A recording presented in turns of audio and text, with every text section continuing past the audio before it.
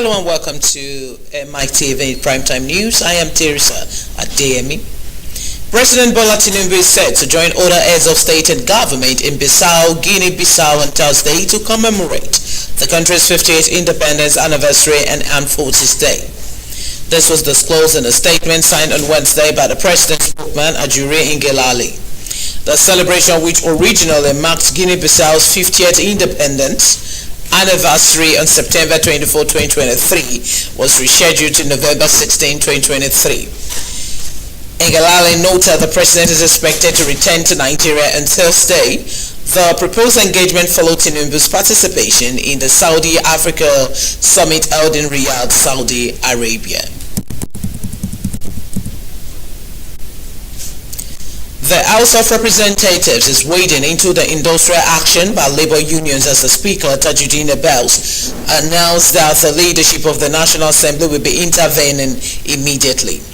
The resolution was reached after the Deputy Speaker, Benjamin Kalu, through a motion of urgent national importance, urged the leadership of the National Assembly to urgently address the matter. Lawmakers were divided in the debate as some disagreed with the reason behind the strike and urged the government to file for contempt against the Nigeria Labour Congress NLC and the Trade Union Congress TUC for allegedly disobeying the court order against the strike, though the Labour Union have since said they were not served court notice. Other lawmakers appealed that the House should be neutral in dealing with the matter. The National Labour Congress, the NLC, and all the unions in Nigeria, that they should trust us once again, that we will use diplomacy where necessary to engage as usual. They should trust us again to come together to find a lasting solution for their pain. We are not saying they are not right. We are not saying they are wrong. But we are saying we can dialogue. And as their representative, they trusted us to come on board to dialogue. Mr. Speaker, I pray that your office and that of the Senate, that you dialogue with your colleague, brother, the President, to plead and urge both the executive arm and Labour to give the National Assembly this opportunity. Have some confidence in us. After all, you elected us to do this job for you. Repose that confidence in us. Shield your sword for now and allow our leaders, the Senate President, the Speaker, Deputy Speaker, and Deputy Senate President, to wade into this matter and bring it to its final conclusion.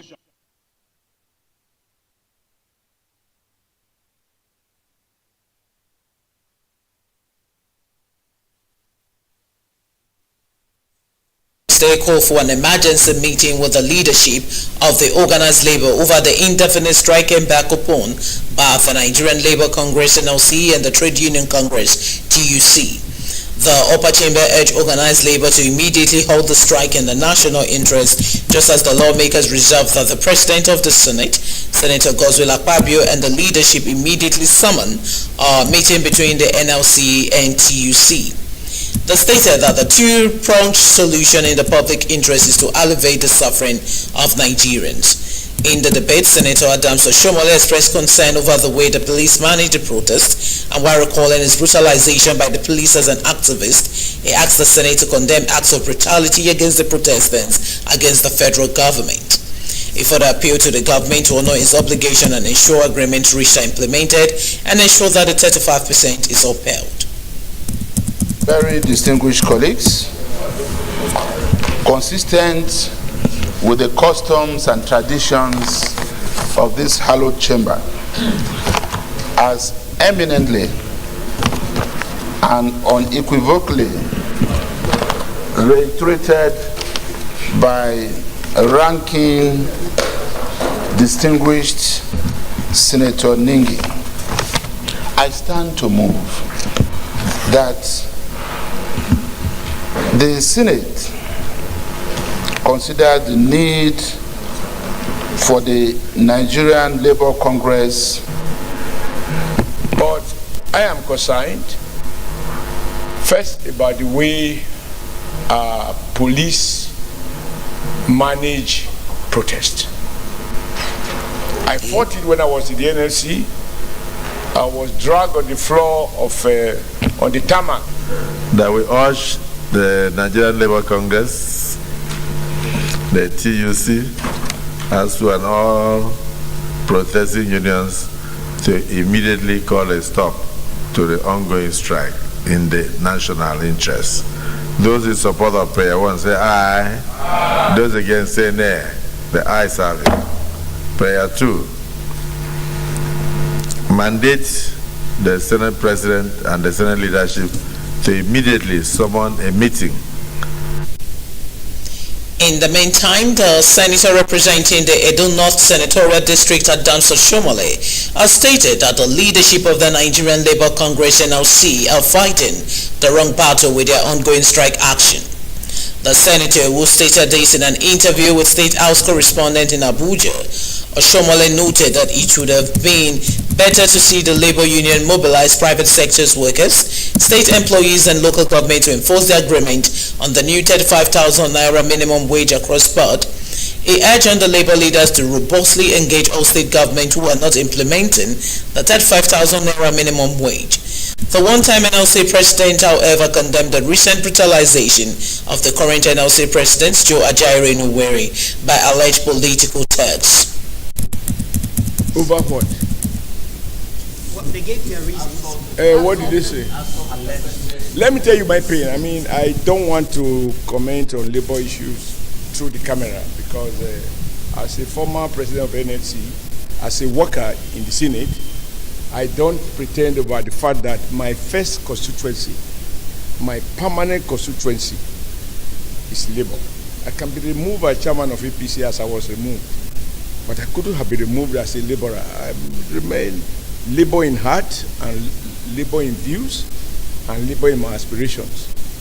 I will expect that even as we speak now, that the issues that we...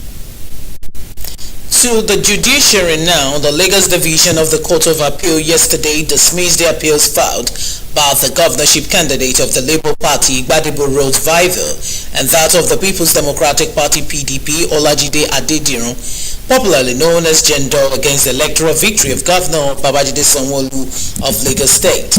The three-man panel of the appellate court, presided over by Justice Yagata Nimpa, in an unanimous judgment dismissed the appeals for lacking in merit.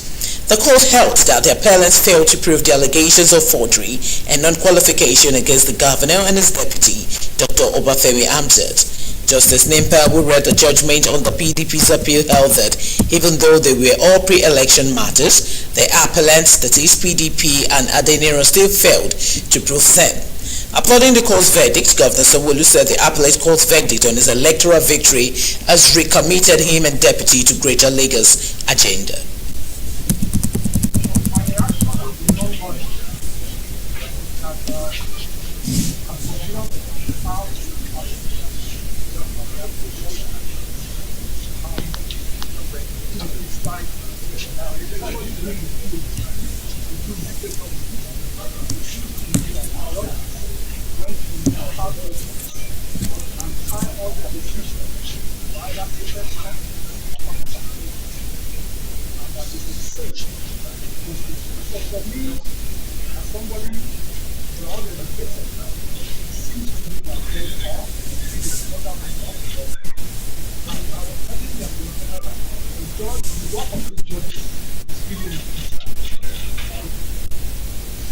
In other reports, the Murtala Mohammed Airport Command of Nigerian Customs Service has generated revenue to the tune of 74.3 billion naira from customs duty and other charges between January and October this year. The Command Area Controller Yusuf MS announced this in a press briefing on Wednesday in Lagos. Controller Yusuf said the 74.3 billion naira revenue generated was higher in comparison to the revenue collected same period in 2022, which stood at 60 billion naira, a progressive difference of 14 billion naira, depicting a 23% increase of collection. Comptroller Yusuf stated that the command so far has met 76.34% of its annual target, which was made possible as a result of resilience of officers in ensuring that agents were made to do proper declarations and to adhere strictly to import and export guidelines in tandem with extant laws. The Burj-Al Mohammed Airport Area Controllers announced that in the area of anti-smuggling activities, the command has intercepted unregistered pharmaceutical products suspected to be tramadol tablets. As soon as they came, gone through their country of origin, we suspected that this is what they were carrying. And immediately when we got that, the role is for us, like I told you, for most consignments at the port, because of the fast nature in which they are cleared, they don't take so much days. But these consignments were kept for about a week. As soon as, of course, we had this intelligence, we had kept them under watch. And within the period in question, since they didn't come, we opened and we discovered these are tramadol. And immediately, keeping them here for too long will be counterproductive. So we have to move them. And as you can see, we have so many of them here, to the tune of about 3.5 billion. So this we're going to continue doing. We're trying to advise the public that they shouldn't take undue advantage of the fact that these things are coming in. We're going to nab those who are involved in the port. Customs and NDLA and other agencies are working diligently to make sure that we leave these things at the port. Nigeria's inflation rate jumped to 27.33% in October 2023 as prices of foodstuff continue to increase in the aftermath of the removal of fuel subsidy by the President Bola Tinubu administration.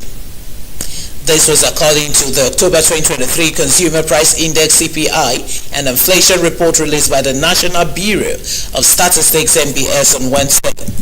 The CPI, which measures the changes in the prices of goods and services, rose from 26.72% to 27.33%, showing an increase of 0.61 percentage point. The report partly read that in October 2023, the headline inflation rate increased to 27.33% relative to the September 2023 headline. The NBS said the October 2023 headline inflation rate showed an increase of 0.61 percentage point when compared to the September 2023 headline inflation rate.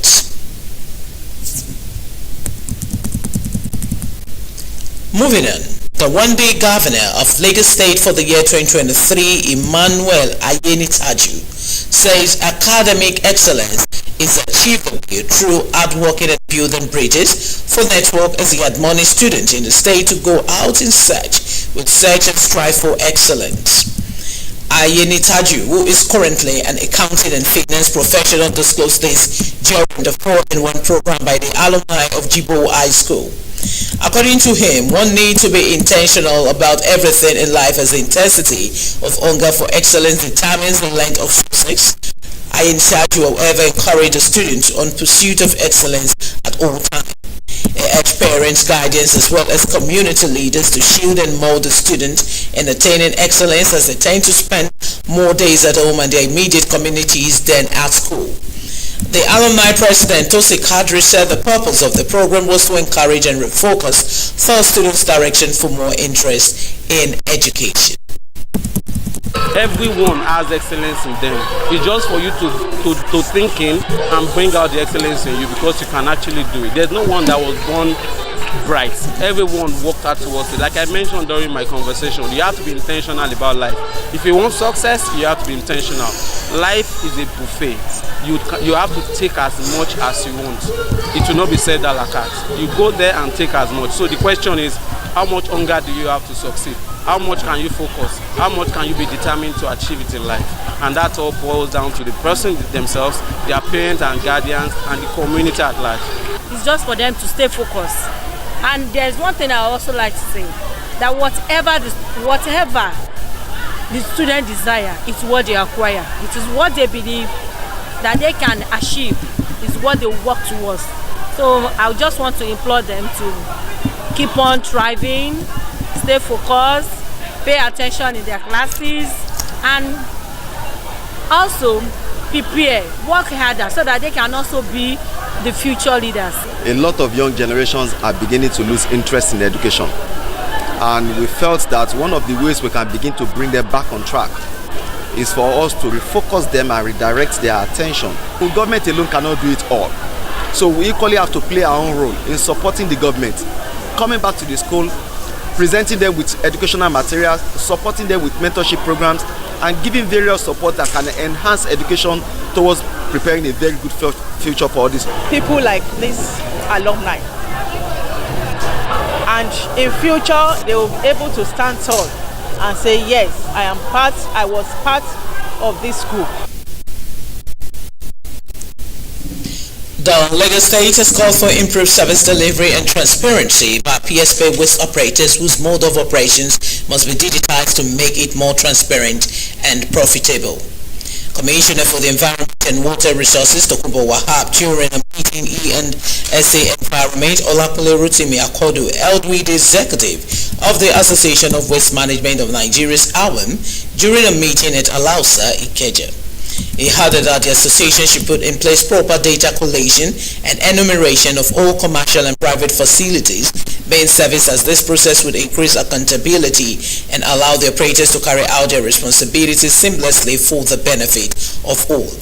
He says the government is aware that the PSP operators need some interventions, but they must explain why the revenue being generated presently has dropped by 50% within 5 years. The Special Advisor on Environment, Mr. Olapale Rotimi Akodu, noted that the government understands that the state is faced with a solid waste management challenge as a result of urbanization and population growth, resulting in large tons of waste being generated daily. The President of the Waste Managers, Mr. Olugbenga Adebola, expressed appreciation to the state government for reawakening the consciousness of residents to be more environmentally conscious. And that's all from the local scene tonight. A quick break will do. When we come back, we'll bring you a report from the foreign scene. Please stay with us.